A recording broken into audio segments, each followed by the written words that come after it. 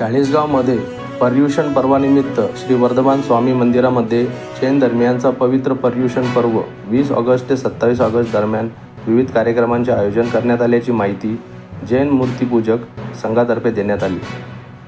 पर्युषण पर्वामध्ये दररोज सकाळी प्रतिक्रमण पूजा तसेच संध्याकाळी प्रतिक्रमण व भक्ती संध्या याचे आयोजन केले असून विशेष म्हणजे रविवारी सकाळी भगवान वर्धमान महावीर स्वामी यांचे जन्मवाचक करण्यात आले।